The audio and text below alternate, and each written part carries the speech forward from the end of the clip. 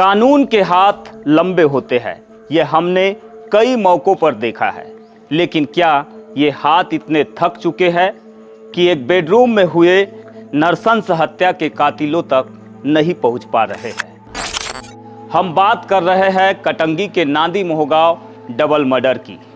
Police के हाथ आज भी इस प्रकरण में खाली है। वही पुलिस जो गांजा तस्करों को पकड़ने के लिए 25,000 किलोमीटर घूमने का दावा करती है, आखिरकार इस प्रकरण में क्लूलेस क्यों है? आज बीजीटी मीडिया उस घर की दहलीज तक पहुंचा जहां सन्नाटा चीख चीख कर इंसाफ मांग रहा है। नांदी मोहगांव का वो घर आज भी उस खौफनाक रात की गवाही दे रहा है। एक व्यावसायिक रूप से समृद्ध बिसेन दंपति की उनके अपने बेडरूम में हत्या कर दी गई। शुरुआती दौर में जांच तेज हुई, लेकिन वक्त के साथ पुलिस की फाइलें भी ठंडी पड़ती गई। हेमेंद्र बिसेन के बड़े भाई ईश्वरी प्रसाद बिसेन, जो खुद राजनीति और समाज में रसूख रखते हैं, आज व्यवस्था से मायूस है। शुरुआती दौर में तो पुलिस की जो जांच थी काफ़ी अच्छे तरीके से होती रही, लेकिन जैसे जैसे समय बीतता गया पुलिस की जो जांच है काफ़ी कमज़ोर हो गई और जो मामला बहुत जल्द खुल जाना चाहिए था, आज 7 महीना दिन बीतने के बाद भी वो मामला नहीं खुल पाया है, जिसकी वजह से समाज में परिवार को बदनामी झेलनी पड़ रही है। हम चाहते हैं कि पुलिस इसको गंभीरता से लेके इस मामले का खुलासा करे। अभी भी पुलिस इस मामले में आप लोगों से चर्चा करती होगी, तो क्या आश्वासन दे रही है? नहीं, पुलिस से संतोषजनक उत्तर आज की तारीख में नहीं मिल पा रहा है। पुलिस कह रही है कि हमें कोई मोटो ही समझ में नहीं आ रहा है कि क्यों मतलब ये घटना घटी है। तो ये कि पुलिस का जो जवाब है वो संतोषप्रद नहीं मेरे हिसाब। उनका कहना है कि पुलिस का जवाब अब तक संतोषजनक नहीं लगता। क्या वजह है कि 100 ग्राम सोना और आधा किलो चांदी गायब होने के बावजूद पुलिस डकैती और कत्ल की इस गुत्थी को सुलझा नहीं पाई? लगभग 100 ग्राम सोना उस घर से गायब हुआ उस रात में और लगभग आधा किलो से ऊपर की चांदी गई है। 50,000 से 1 लाख के बीच में नकदी गायब है उस रात में।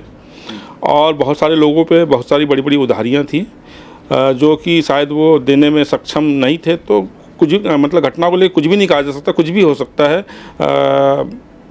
लेकिन आज तक हमारी समझ से परे है कि व्यावसायिक प्रतिद्वंदिता की वजह से हुआ, चोरी की वजह से हुआ, हम भी कुछ समझ नहीं पा रहे। ईश्वरी प्रसाद बिसेन कोई साधारण व्यक्ति नहीं है। वे 1983 से 90 तक गांव के सरपंच रहे, बीजेपी के जिला स्तर के पदाधिकारी रहे, लेकिन आज वे खुद स्वीकार करते हैं कि वे मौजूदा राजनेताओं की भूमिका से संतुष्ट नहीं है। जिले में सांसद और 2 विधायक पवार समाज से होने के बावजूद इस डबल मर्डर केस में वह राजनीतिक इच्छा शक्ति नजर नहीं आई जो कातिलों को सलाखों के पीछे पहुंचा सके। जो पॉलिटिशियन लोग हैं, मतलब चाहे विधायक है, सांसद है, वो घर तक आए, लेकिन मेरे हिसाब से 7 महीना बीत जाने के बाद अगर घटना उजागर नहीं हुई है तो फिर मैं मतलब बहुत ज़्यादा उनकी भूमिका से मतलब संतुष्ट नहीं हूँ।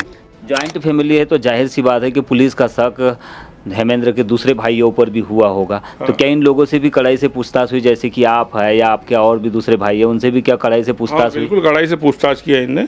और परिवार में एक ऐसा माहौल है, मतलब जिनसे भी जितने भी सारे लोगों से इन्हें स्टेटमेंट लिया, सारे लोगों ने मतलब इस परिवार के बारे में सकारात्मक बात कही। परिवार के जो रिश्ते नाते को लेकर बहुत अच्छी मतलब रिपोर्टिंग पुलिस को करी। और मतलब पुलिस ने अपना मतलब परिवार से भी जितना पूछताछ करना चाहिए था पूछताछ करी।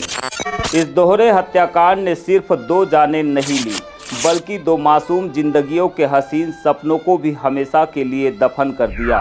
हेमेंद्र और योगिता के चले जाने के बाद उनके बेटा बेटी आज एक ऐसे मानसिक आघात से गुजर रहे हैं जिसकी कल्पना करना भी मुश्किल है।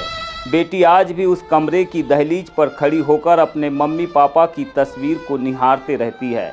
उसकी आंखें बस इसी इंतज़ार में पथरा गई है कि शायद वो तस्वीर बोल पड़े।